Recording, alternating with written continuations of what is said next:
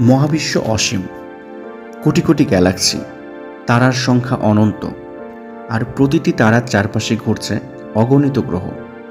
তাহলে প্রশ্ন জাগে, আমরা কি একা? যদি সত্যিই অন্য কোনো গ্রহে জীবন থাকে, তবে আমরা কেন তাদের খুঁজে পাচ্ছি না? আজ আমরা খুঁজব এই রহস্যের উত্তর, যা বিজ্ঞানীরা বলে Fermi paradox. So welcome to my channel the unknown files. শুধু আমাদের গ্যালাক্সি মিল্কওয়েতে আছে প্রায় 400 বিলিয়ন তারা। এর মধ্যে বহু তারার চারপাশে পৃথিবীর মতো গ্রহ থাকার সম্ভাবনা অনেক বেশি। যদি প্রতিটি গ্যালাক্সিতে কয়েক মিলিয়ন গ্রহে জীবন থাকে, তবে হিসেব বলছে মহাবিশ্বে বিলিয়ন বিলিয়ন সভ্যতা থাকা উচিত। তাহলে প্রশ্নটা আরও জোরালো হয়, তারা কোথায় এবং কেন আমরা তাদের খুঁজে পাচ্ছি না বা দেখতে পাচ্ছি না?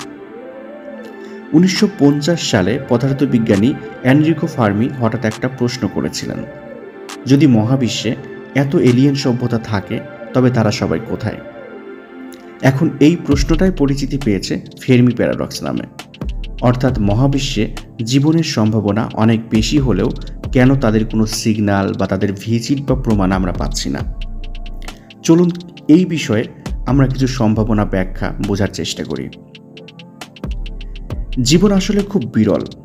পৃথিবী হয়তো সেই অল্প কিছু গ্রহের একটি যেখানে সঠিক পরিবেশ মিলে গেছে, যেমন বাতাস, পানি, উপযুক্ত তাপমাত্রা আর স্থায়ী সূর্যের আলো।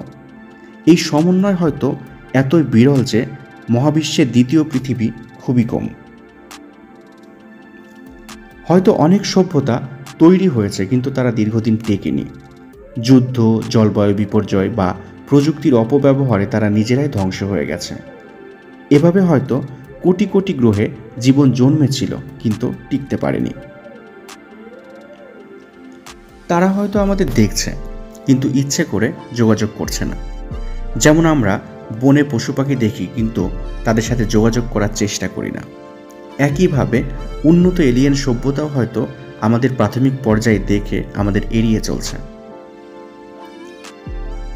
হয়তো তারা আছে, কিন্তু আমরা ভুল জায়গায় খুঁজছি। আমরা এখনও মহাবিশ্বের খুব সামান্য অংশই দেখতে পেরেছি। এর বাইরেও মহাবিশ্ব অনেক বড়।